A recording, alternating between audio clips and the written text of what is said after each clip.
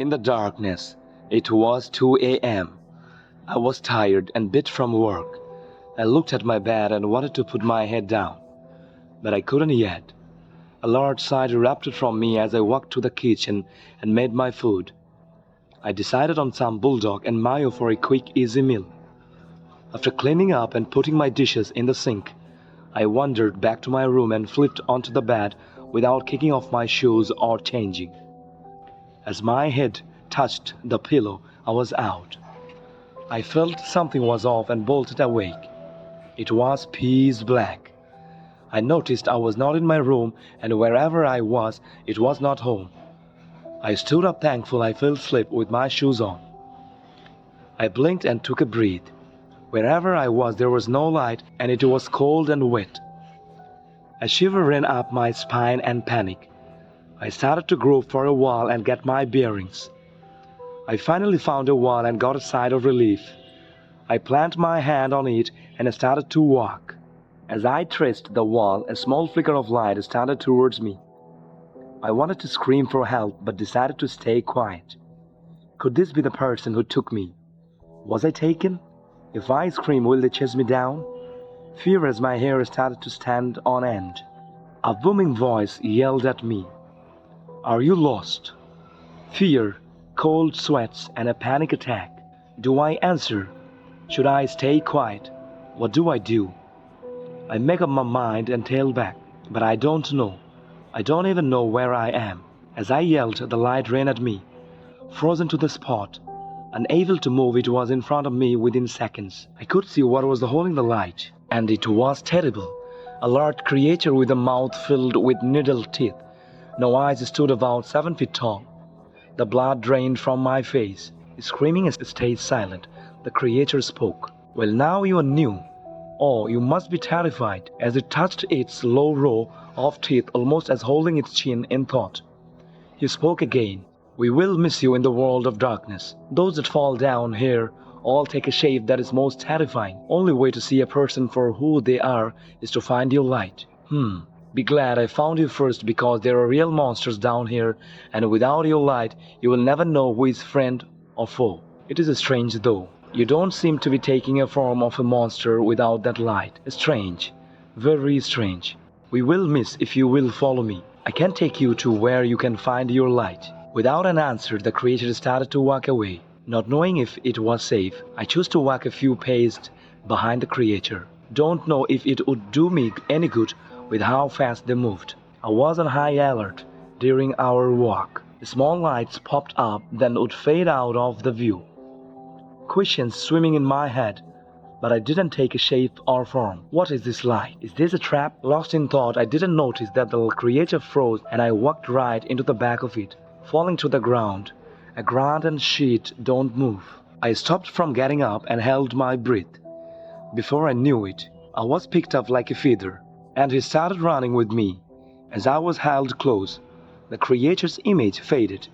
It was a man with black hair, blue eyes, and was actually not that tall but athletic. As the light was pressed between us, I could see the fear on his face. He was not lying, and now I was glad I was found by him instead of whatever was chasing us now. He looked down at my face, noticing I could see him and not his form. Surprise crossed his face. As he dodged around a corner, we skidded to a stop near a cove and ducked in. It was tight fit. He was breathing hard and still holding me like a sack of potatoes. Something is not right.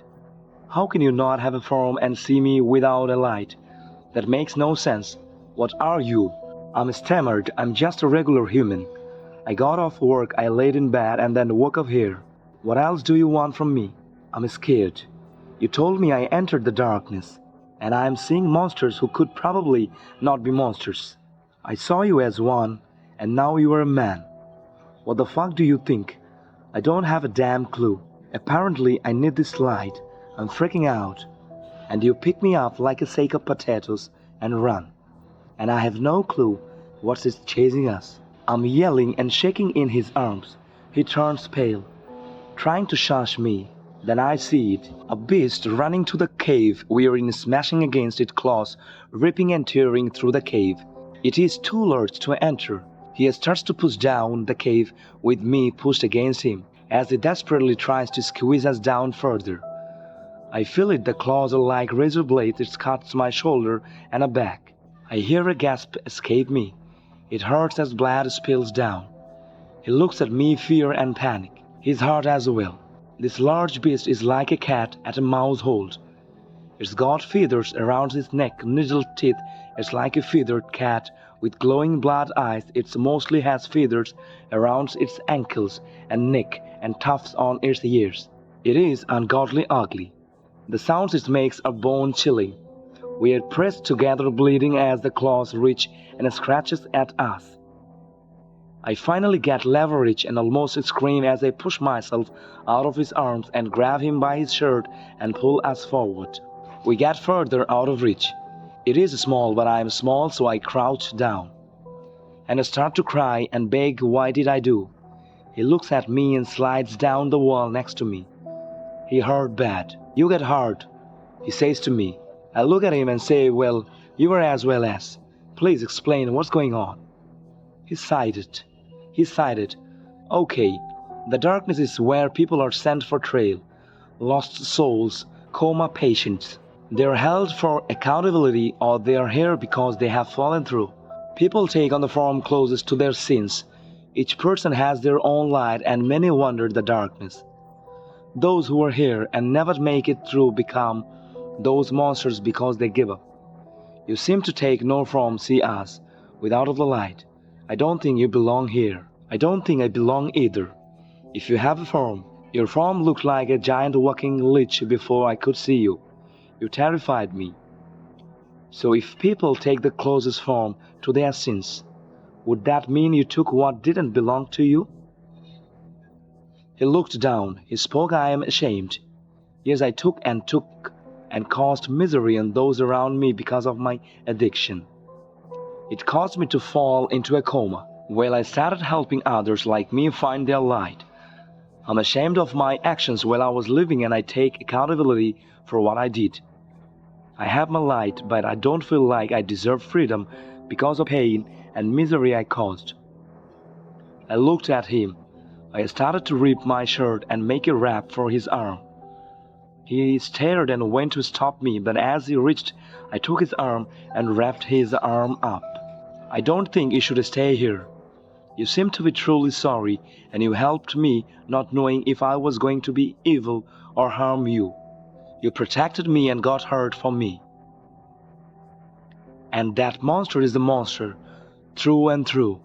They deserve to be here cause, from what I can tell, is they were a predator in life and always will be, and they enjoyed making us suffer. I don't know if I have a sin. I have always tried to be kind and compassionate to everyone. My biggest weakness is that I care too much and let people take advantage, and some days wonder if I even deserve to live. I struggle every day. He looked at my wounds and looked at his bandaged arm, his eyes downcast looking at the ground. As he began to speak, a clicking and scattering noise started to come down to the cave. He froze, shooting upright, grabbing me by the hand and pulling me down the hallway. I looked back and saw a humanoid centipede gripping the wall and moving swiftly to us. As we squeezed and moved as fast as we could, we finally popped out of the cave into a bigger space. I saw a child crying, holding a teddy bear, crying for their mother, begging them to save them. Without thinking, I shook my hand free, darting to the child, picking them up, and then continued to run. He looked at me as if I had done something horrible. We finally found a place and hid. The child was quiet in my arms. He was about to start yelling. Then the child looked up at me. I could see they were scared, but as they looked at me, a smile crossed their face. The child whispered and said, "Thank you." As I hugged them tight, they started to fade.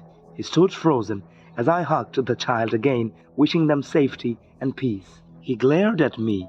"What were you thinking?" He screamed at me. I babbled well. They were crying for their mom, and I couldn't run knowing that creature would have hurt them. It was just an instinct to protect them, and I didn't know. He looked stunned. "That was a child you grabbed." I didn't see it as a child, it looked like a statue. You really can't see us. You just set a lost child free. I'm sorry for yelling. He saw my wounds were worse. He started to tear. Cloth stripes from his shirt, he bandaged my arm. He was lost on how to care for the one off my back. I smiled at him. He was frustrated. I touched his hand and said, "You need to move on. You can't stay here forever. You have atoned for what you have told me." I gave him a hug and said, "Please move forward." He started to fade, tears in his eyes. "What about you? Well, come find me in the waking world when you wake up and see." I sat there alone. As all the monsters started to close in, I sat there smiling. At least I could get those who deserved to be free out. Tears swelled up in my eyes. I am all alone again in the darkness with the monsters, as they longed for me. I could hear an alarm going off. I stood up feeling more exhausted and in pain. I look at my arm and there is a cloth bandage. There is blood on my bed and I am filthy. My back screams at me. I looked around and see that I am at home. I drag myself to my alarm and turn it off. I go to the bathroom and look at myself. Was it a dream, I question. I look at the bandage I owned. I put it to the side and get into the shower. As I wash, my doorbell rings. I grab a towel. Rushing to the door, I nearly trip and slam face first into the door. I open the door to see the man from my dream or not dream. "Well, looks like I found you," he chuckles. He looks at me and sees I have wounds, and me holding the bandage from the dream. He turns pale. "That's not possible. You can't physically enter the darkness. You shouldn't have anything from the darkness when you come back." I stood frozen and scared. Had I really fallen out of reality, and would I be dead now if I had not somehow slipped back to the reality? Diana had normal sleep paralysis until she started moving. The worst kind of monsters are the ones that you don't recognize at first. For some folks, monsters are closer than they may think, shrouded in the darkness, waiting for the opportunity to strike. For a lucky few, they are protected from monsters by their loved ones and allowed to grow and succeed. Such was the case with Diana and Adam, a couple from Buchanan, West Virginia. They weren't exactly the spitting image of love. They argued sometimes, worked opposite shifts, and didn't go out on dates that often. But they were married, and that's a lot further than most couples make it. Diana was the social butterfly of the pair, dozens of friends, good relationships with people all around town, and a reputation for always carrying a sincere smile on her face and a helping hand for anyone who needed it. At first glance, you'd think that she was the only who grew up there, not Adam, but that wasn't the case. After all, they were living in Adam's childhood home, gifted to them by his parents as a wedding gift. Adam was somewhat of a recluse. He had fine social skills, but worked the graveyard shifts and never left the house much other than that. People would sometimes shoot the two glances when they were rarely sighted together. The old saying, "opposites attract," might be true after all. While they were indeed opposites, and they didn't show it often, they did love each other and protected each other from the monsters of the world. Not that there were many to defend from in their sleepy little town. There hadn't been anything more than petty crime since the early 1960s. They had been living in their home for around 3 years, and for Diana it was just starting to feel like a home. When they first moved in, the place had a somber atmosphere. There was no light from street lamps peeking in through the blinds, eager to dance on her velvety skin on dark nights. There was no honks of cars outside, or faint music from a party in the distance. The environment was entirely different from the city she was raised in, and it took her a while to not hate it. After making friends with people around Buchanan, though her relationship with the place began to heal, she wasn't suddenly head over heels for it, but she understood as a staging area for the true meaning of home. The people she surrounded herself with. Adam was accustomed to the place immediately, having lived there for years, and didn't exactly enjoy the constant slew of company that Diana had parading through their halls. After all, he was dead tired, come snap, and just wanted peace and quiet when he got home. He would often disregard visitors in his living room, offering a simple nod and slight smile as he climbed the old cricket stairs to go to bed. This didn't exactly faint him, nor the couple will. Why was Diana married to this antisocial oddity who didn't even seem to want people in his house at all? While their lifestyles didn't exactly line up, they still tried to take each other's need into consideration. Diana would usually go over to others' houses if she wasn't working and wanted to spend time with her friends. If she did some company over, she tried to keep the volume to a minimum, which isn't exactly difficult with simple conversation and a coffee.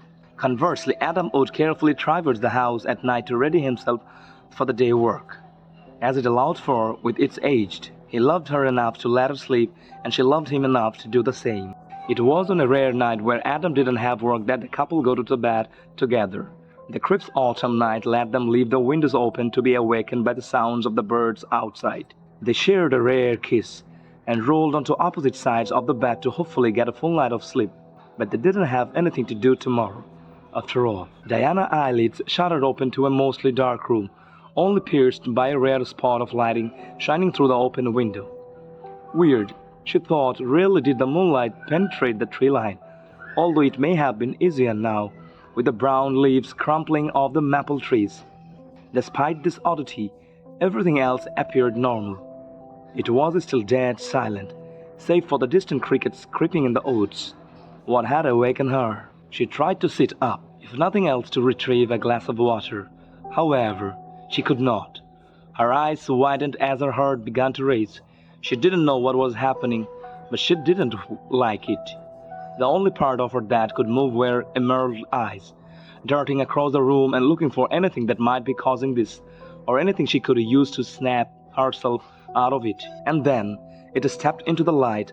Upon seeing it, she wanted to scream loud enough to reduce every window in the house to sound, but she couldn't.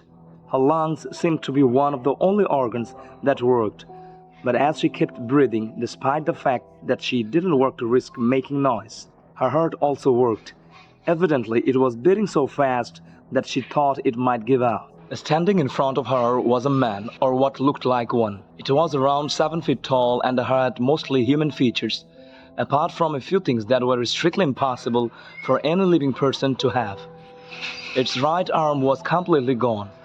The right half of its face was that an expressionless young man. The right, simply a rim of burned flesh and muscle surrounding its skull. Its feet were missing their skin completely, although they were intact enough for it to stand. But this was it, she thought. I'm going to die here in this bed, and my husband is going to find me when he wakes up. She didn't have a choice but to wait for the girl to approach her and rip her to the shreds, or do who knows what else. But as the seconds turned into minutes, the being stayed still. Its expression remained neutral, no murderous glee, anger, or even sadness. It didn't seem to want to harm her, or at least she hoped. Suddenly, the window slammed shut, and she blinked for the first time since she woke up. The figure was gone, and the window was indeed sealed, rendering the room completely silent. Her husband stared next to her and peered over at as she sat there, hyperventilating, having finally regained control of her motor functions. Rather than offering comfort, though, he simply rolled back over. He had stayed up all of last night and day so they could go to the bed together, and nothing was going to stop him over-resting, not even his clearly distraught wife. Even though she wanted to, she didn't mention. He didn't mention it over breakfast the next day. She was afraid of many things. She was scared that Adam wouldn't believe her and would ridicule her or take the experience as yet another jab towards his childhood home. She was afraid she was losing her mind and didn't want to think about it. She just had to pray that it wouldn't happen again, and spent her day looking over her shoulder. An accident at the factory the next evening abruptly granted Adam the night off, and they spent it watching an old romantic comedy in the living room. Diana wasn't feeling very romantic. However, every single crack of a twig from what was probably just deer outside nearly sent her into a panic attack. Whatever that thing was, she didn't want to see it again. She even prayed for the first time in years, simply to request that whatever foul spirit haunted her nightmares be vanished. She drifted off to sleep with it as a slide of comfort. All comfort shattered immediately when she woke up in the darkness again. The being spared no time to hide in the shadows this time. Diana immediately saw it, staring out the window. It turned its head towards her and she internally grimaced. Its face was just as unsettling a sight as it was the previous night. This time, though, something about it was different. It had actual emotion on what remained on its face, even if just slightly. She saw a dull sadness, perhaps with a taste of bitterness, but she couldn't see quite that much detail. All she knew was that whatever it was, it looked like it was hurting. It suddenly raised its arm and she felt a wave of cold air pass over her. She blinked, but it didn't disappear.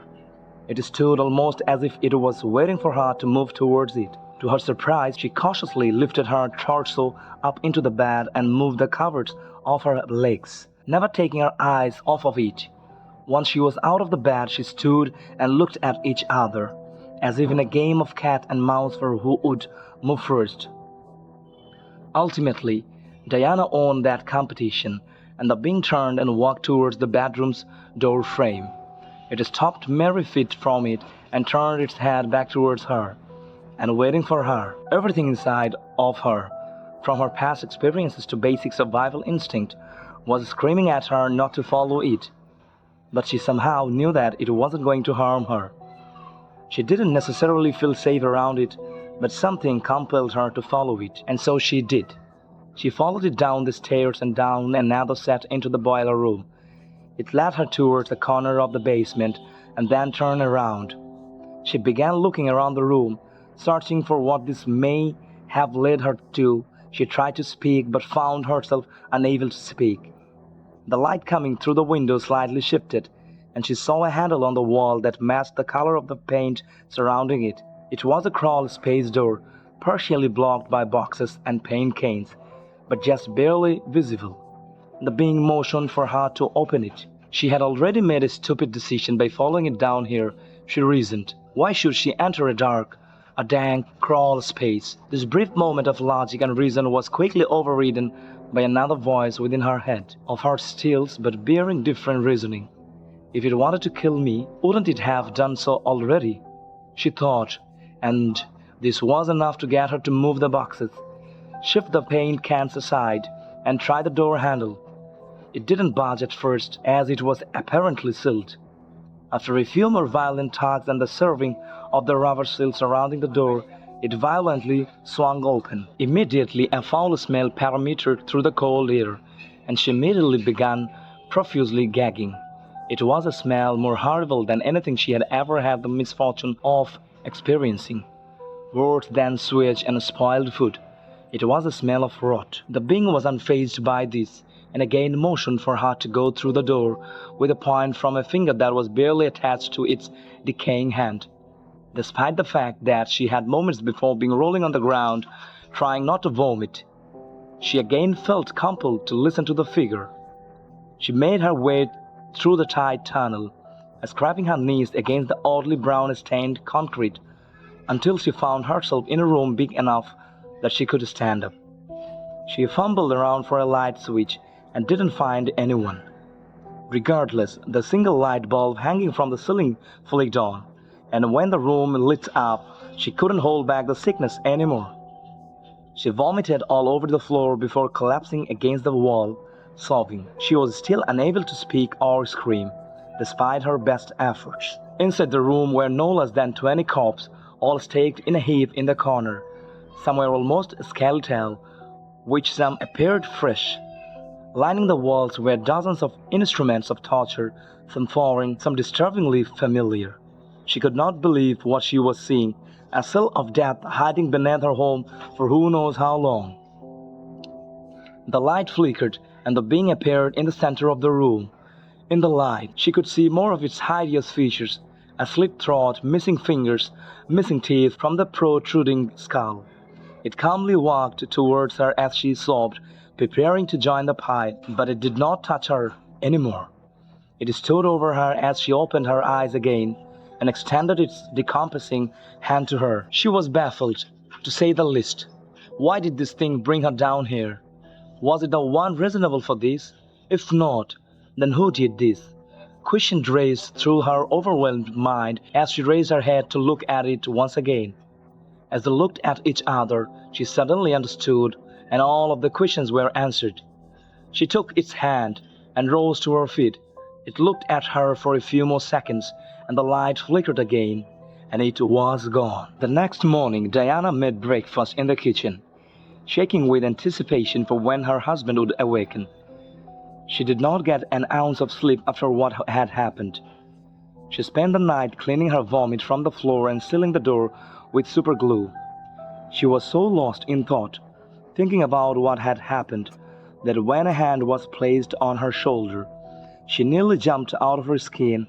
Adam spun her around and pinned her against the stove.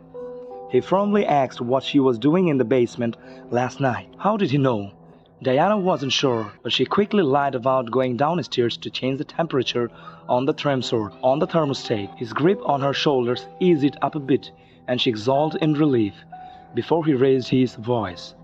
She looked at him, shocked, as he yelled at her to never go down there without him again. He turned and left the kitchen and the house, slamming the front door as he left. The next few weeks were uneasy. Diana walked on eggshells around Adam, who refused to even look at her. She didn't know if he had anything to do with what she found, but she didn't want to believe it. Even so, his family had owned the house since it was built. Who else could it have been? She tried not to think about it, and didn't even see friends anymore, in fear that she would accidentally reveal her secret. Even on nights where he was off work, they did not sleep together. She took the spare bedroom and locked the door. She didn't get good sleep, but she slept through the night. One night she woke up in the pitch black once again. The being needed no introduction, standing by her bedside and waiting for her to awaken. It began walking towards the door again, and she followed without hesitation this time. Whatever it had to show her, she was ready to see it. She found herself in the basement once again, as it simply stood there and looked at her. She couldn't say anything to it, which was fine. She didn't have anything to say. Suddenly, the door to the basement flew open. The lights flicked on, and Adam flew down the stairs, angrier than she had ever seen him. As she tried to back up against the wall, he grabbed her arm and began screaming at her. As she yelled in her face, she had a choice to make, and she chose to push him away. He stumbled backwards to the edge of the shadows of the basement's darkest corners, and in an instant, a rotting hand grabbed him and violently yanked him into the darkness. The lights cut out as shrieks and squeals echoed from the corner. Just as suddenly as they started, though, they stopped. She stood there, completely emotionless, in the pitch dark. The basement was entirely silent, as was the outside world. The crickets were quiet. There was no wind, and the radiator had stopped humming. The moonlight sank into the room, illuminated only the floor, where a pool of crimson blood slowly grew larger. Out of the shadows stepped the being, its wet, skinned feet slapping against the concrete. It did not move towards her, it just stared. Then out of the one eye it still had, it began to cry. It did not make noise, but teardrops rolled down its cheeks, and the sound of them falling off its face and into the puddle of blood became the only noise in the room. At that moment, she finally understood. The light flicked back on, and it disappeared. She looked into the corner where her husband was dragged and found nothing. She ascended the stairs, still in her nightgown and slippers, and opened the front door, shutting it behind her as she left. I am a cop, and I just went through something I can't explain. I was called out for a wellness check with my partner last month. The home was in the middle of an upper-middle-class neighborhood. Everything was in full bloom. Trees lined the still street, and the sidewalks buckled and erupted in several places from tree roots pushing them upwards. Vibrant lawns everywhere. The only thing aged and weathered in the entire neighborhood were the painted address numbers on the curbs next to each driveway. Lots of money on that side of town. The house was an old craftsman two-story. Most of the houses were. All the window shades were pulled, and the car that was in the driveway had spider webs along the wheels and a thick layer of dust over the windshield. The landscaper had called in because the owner had not been seen in 2 weeks. The owner was an elderly man who lived alone. After knocking on the door several times, we walked around the house. The landscaper had only been charged with maintaining the front of the house. The backyard was nothing like the front. The lawn was completely overgrown. The flower beds were full of brilliant colors of flowers. Weeds had started to infest all of the flower beds and were beginning to take over. Several trees were in the yard, shading over half of it. Lots of flies and other insects were buzzing in and out of the shadows. They were so loud. Right in the middle of the lawn, there was a blue turf that was staked down on all four corners. A muddy shovel lay next to the tarp. My partner walked over and pulled up one of the stakes and peeled part of the turf back. Over a dozen spots of fresh dirt, a small hole, and several areas of newly shedded grass were underneath. He jumped backward and started swatting at his pants legs as he ran over to the patio. He said he felt them crawling all over his legs. He started stamping his feet. I watched the tiny bugs fall off his legs and onto the hot concrete, and they skitter and jump as quickly as they could back into the shelter of the thick shady lawn. We knocked on the back door and found that it was open. As he walked inside, my partner kept swatting at her legs as I yelled out that we were police, just doing a wellness check. All the lights were off. The kitchen and the laundry room were perfectly clean and organized, with the exception of a thin layer of white dust with thousands of tiny black specks on every surface. The dust had a faint chemical odor. We realized that it was all over the floor as well. The thousands and thousands of black specks amongst the white dust were tiny dead bugs. They looked like mosquitoes without wings, just like the ones that were on my partner in the backyard. We turned on every light as we walked through the home. The white powder was spread over every floor, although we couldn't see any of the bugs if they were present due to the nap of the carpet. We continued through the home until we found the old man in the bathroom. There were a variety of smells inside that turned our stomachs, and we were fighting back the urge to vomit. When he turned on the lights, we saw the old man naked on the toilet. His head hung down and he wasn't moving. There were several bottles of iodine in the wastebasket, and a dried-out sponge was in the sink that was covered in it. The old man had smeared it over the entirety of his body, and it had stained the porcelain bowl underneath him. His skin was raised around his feet and ankles, and several places on his abdomen were broken out in bites. I put on latex gloves before I would even touch him. His pulse was very weak. My partner called in an ambulance. I turned toward the shower. There was a towel covering something next to the drain. I opened the glass door. I meant to slowly raise the towel, but as I moved it slightly, several of those small bugs ran across my glove. I reacted suddenly, and the towel was flung against the back wall of the shower.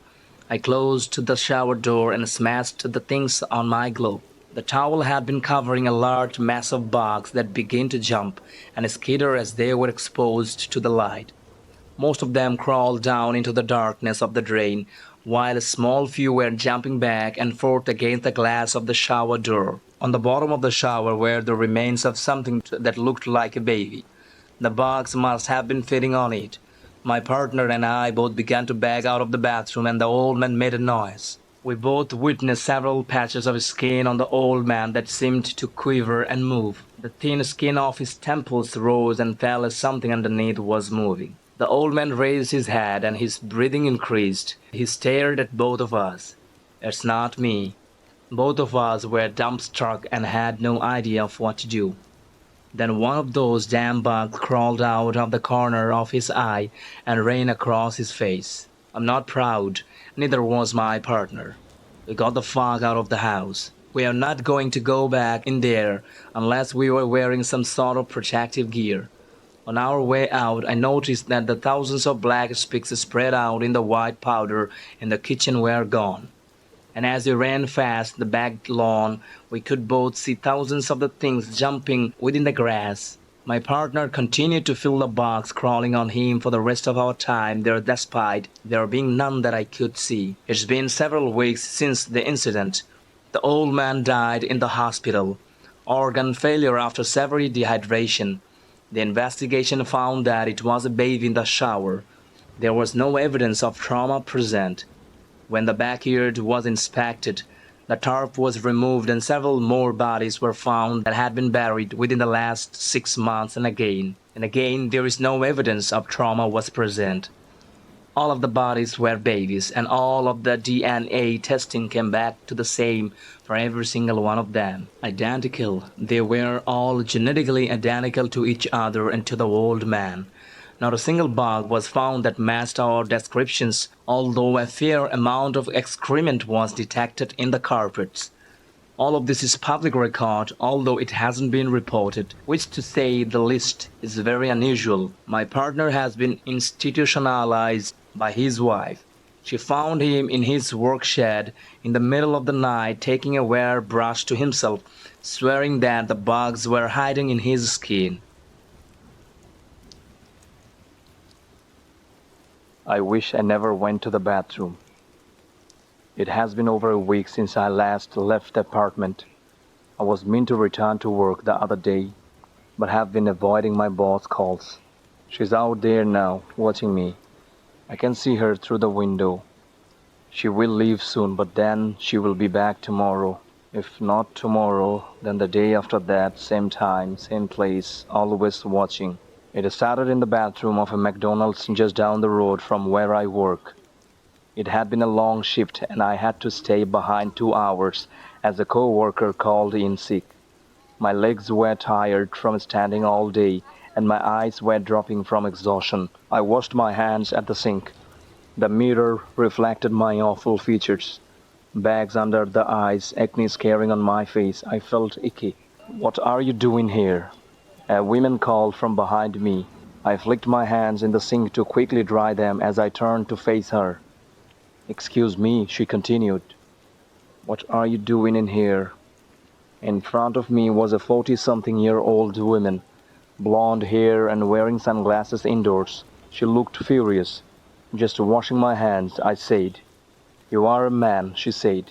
"I'm not." "What are you doing in the female bathroom, you freak?" She raised her voice over mine. "I'm just using the toilet." The woman pulled out her phone and presumably started recording me. This pervert is in the ladies' bathroom checking on women. I lifted my hand up to block my face from the camera and walked brusquely out into the restaurant. I could hear the women's heavy footfalls trail behind me. "Look at this groomer walking off now and he's been called out," she said. I walked up to the front counter. No doubt she was there too. A member of staff was standing there putting an order together. Hey, I leaned over. "Can you stop her?" "Oh yeah, call the cops. We will see what they have to say when they arrive," she said behind me. "Sorry, ma'am," the staff member said. "What's going on here?" "I don't know," I said. "I'm just trying to use the bathroom and she's harassing me." "Go on, call them. They will kick this freak out." "Ma'am," the worker said to her, "I'm going to have to ask you to stop or leave." "Stop what?" she said. "I'm just calling out this pedophile so they will stop creeping on little girls." The worker sighed. "I will just call the cops." "Yeah, they will get this psycho out of here," she said. I sighed. "You know what? I will just go." "Are you sure, ma'am?" the worker said. "Ma'am," the woman said, "that's the dude." "Yeah, I just needed the toilet anyway," I said. "I don't want to make a fuss." "Run away," she said. "Run away like the freak you are." Apart from the shouting women, the place was completely silent as every bystander watched the situation unfold. I pulled my hoodie over my head and walked out the building as fast as I could. She followed. I walked across the McDonald's parking lot over to the supermarket next to me where I parked my car. The entire time, the heckler followed me and her phone is still up and recording. I tried to ignore her as she kept screaming absurd shit over and over. It didn't take long to make it back to the car. I jumped in and locked the door. The woman pulled the handle as quick as it clicked. Luckily, she was too slow. My hands choked the wheel as the adrenaline started to fade. I didn't realize how fast my heart was beating until it began to slow. She stood outside the window still filming and shouting her obscenities as I got control of my breathing. After a minute I started the car and reserved out of the space. She followed, still recording from the window. Once on the road, I put it into drive and sped out of the parking lot. I saw her standing in the rear view mirror, phone in hand, still screaming. A day later, experience still left a mark on me. I dreamed about it overnight. Her face was vivid in my mind. All day I was filled with regret that I didn't let the police take care of it and hopefully get the women taken away. Everything I didn't say to her floated in my head. I noticed it first when I took my dog out for a walk.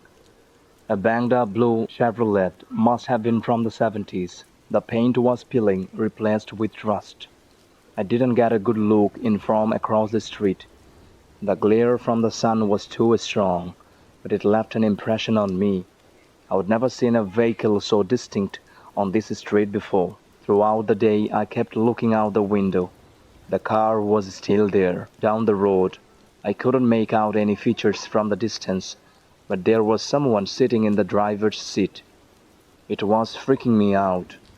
I closed all the blinds in my apartment and tried to put it out of my mind for the time being. I was working the next day. It was at a cafe franchise in the same complex as the McDonald's. Most of my shift was spent making coffee and whipping down tables. The same old shit every day. Customers ranged from okay to horrible. I was just happy to get a paycheck. We closed later than most cafes at around 10 p.m. True, we were usually out of there by 10:45 p.m. I noticed it when mopping the front of the house. It wasn't so easy to see in the dark of night, but there was a blue Chevrolet, same model, same rusted coat, in the parking lot just outside the store. Again, I couldn't see the person sitting in the driver's seat, so I wandered out back and checked the cameras. Also not good enough, even when zoomed in. My co-worker kept asking if I was okay. Even though he tried to hide it, he was clearly annoyed that I was slowing down the close for no reason. I got on with moving, but kept my eye on the parking lot. By the time we got out, the car was gone. It was back outside the apartment the next day. The car would arrive at around 10 a.m. and leave at 9 p.m. A few times throughout the day it would leave and then come back an hour or so later. I could see the person sitting there for hours and hours, but I didn't want to confront them out of fear that what they might do. My co-workers were all staring at me. I greeted them with a good afternoon, but everyone returned it with a harsh glare.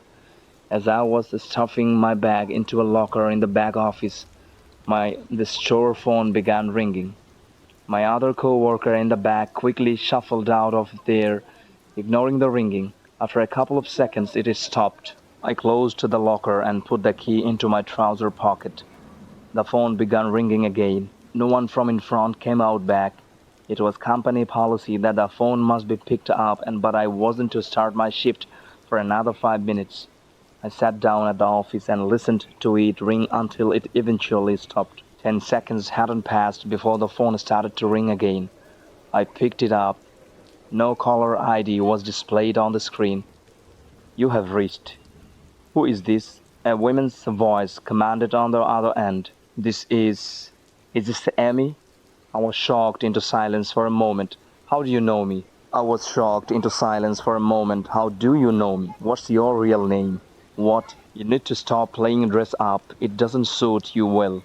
"Who is this?" I looked at the monitor and saw the blue Chevrolet parked outside. "Is that you following me?" I asked. "Stop pretending to be women, then I will leave you alone." She hung up. I watched the Chevrolet pull out of the space and exit the parking lot on the monitor. I didn't see her again all day. When I got home after closing, a notification appeared from Facebook Messenger. It was a random account, no photo, fake name, requesting to direct message me. I opened their request. "Hey, you don't know me, but I have been following this random page for a while. A handful of people are sharing your photos and private information around. Sorry you had to find out this way." They attached screenshots of posts from this group. All of them had my photos, ripped from my Facebook and Instagram accounts, posted along with disparaging comments and personal information. One of the posts even shared my address and workplace. Some screenshots of comments showed people taking glee in the idea of hurting me. All of them made fun of how I looked, picking apart all my insecurities one by one. He's too tall. Look at those big hands. Why he caked in makeup in every photo. The anonymous account linked the group, but it was private. I called in sick the next day and took everything I had seen to the police. I told the detective about the Chevrolet, the online posts, the women in the McDonald's, everything. I printed off the screenshots, I gave them the link to the account, and noted the reg number of the car. All the detective did was assure me everything was going to be okay and made a report, although the lack of immediate action was concerning. I got home 2 hours later. The car was parked up on the same spot it had occurred for days. I called the police then, wanting to make sure a tangible incident report was made, hopefully creating a paper trail if it ever escalated. However, before the cops could arrive, the car was gone. They somehow knew the police were coming. I made my report to the officers and they scolded me for wasting their time before driving off. When I got into work the next day, my manager pulled me aside before I started my shift. He sat me down next to him in the office. "We have been getting reports," he said, "from employees here and head office of someone harassing everyone, and they keep naming you. I just want to make sure everything's okay and know if I can do anything to help." "What?" I was taken aback. "What about the head office?" "Well," he said, "HR have been getting floods of calls from no caller ID numbers and emails spammed to them. It's clear they are getting put into spam databases and stuff. We have had to turn the phone off here because people keep calling at all hours of the day. Head office have made reports to the police, but they are still investigating and want to make sure we give you the proper support." My heart sank. Everyone in the store had heard the women's rants, even the middle management that know of me through the paperwork they receive. All of them know the embarrassing comments some random women made about me.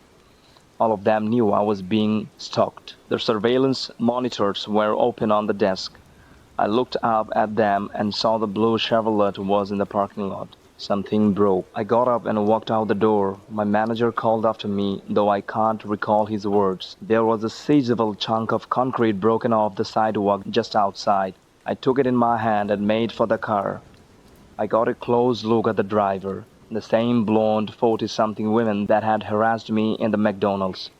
She saw me coming and immediately started the ignition and drove for the exit. "Leave me the fuck alone," I screamed. I arced my arm. The concrete lifted my palm and flew towards the Chevrolet. It missed the roof by a few inches and kept flying until it hit a black BMW parked behind it. The concrete broke in half as it left a massive crack of the windscreen. I fell to the floor. The emotions had finally hit me as the adrenaline wore off. I began crying and didn't stop an hour. The police came. When the customer eventually came back to their car from the supermarket, he was pissed. Luckily, the two officers were able to keep things relatively calm. My manager spoke for me as I sat in the cafe. The two officers came in and informed me that he wasn't pressing charges so long as I covered the damages. Even though I had a little money to my name, I agreed. My manager then told me to take a couple days off and said he was there if I needed any help. All my co-workers stared at me in complete shock as I left the cafe. None of them said a word. I drove home by myself even though he needed it. I decided not to take my dog for a walk. I didn't want to be outside by myself at that moment. Instead, I made a cup of coffee and sat by the window. The blue Chevrolet is parked down the street, and it's always watching at me. I discovered a horrifying secret under a Japanese convenience store. I had always thought Japan would be the adventure of a lifetime. The allure of a new culture, different food, and an entirely different way of living was too much to resist. My job as an English teacher in a small town just outside Tokyo. It was perfect, giving me a chance to experience Japan in a way most tourists never could. One of the first places I discovered was the little convenience store down the street from my apartment. It wasn't a flashy 7-Eleven or a Lawson's, but a small family-run place that had a quiet charm about it. The sign above the door read Kobayashi Mart in fading red letters. Every morning I would stop by for a coffee and a rice bowl before heading to work. The first few months were blissful. I quickly fell into a routine and started recognizing the employees at Kobayashi Mart. There was Yuki, the shy girl who always smiled and bowed deeply whenever I entered. Then there was Kenzie, a friendly college student who enjoyed practicing his English with me. But then something strange happened. Yuki disappeared. I asked Kenzie about her and he shrugged, saying she had probably gone back to her hometown. New faces replaced her behind the counter, but they never lasted long. At first I didn't think much of it. High turnover is normal in convenience stores. Right. One evening, after a particularly grueling day at work, I went to Kobayashi Mart for some comfort food. A young man I would never seen before was at the register. He looked terrified, glancing nervously at the trapdoor behind the counter that I had never noticed before. It struck me as odd, but I brushed it off as the cheaters often need a job. I continued my nightly visits, and the pattern became impossible to ignore. Every few weeks a new face appeared, looking more frightened than the last. I couldn't shake the feeling that something was terribly wrong. One rainy night curiosity got the better of me. The store was empty, save for the new girl at the register who looked as though she might burst into tears at any moment. I pretended to browse the shelves, keeping an eye on her. After a few minutes, she opened the trapdoor and descended the stairs, leaving the store unattended. Heart pounding, I crept behind the counter and peered down the dark stairway. A faint foul odor wrapped it up, and I felt a chill run down my spine. Ignoring every instinct to turn back, I carefully made my way down the steps, my footsteps muffled by the sound of the rain outside. The basement was dimly lit, and I could hear the girl sobbing quietly. As my eyes adjusted to the darkness, I saw her standing before a massive iron door, her back to me. The door creaked open, revealing a cavernous space beyond.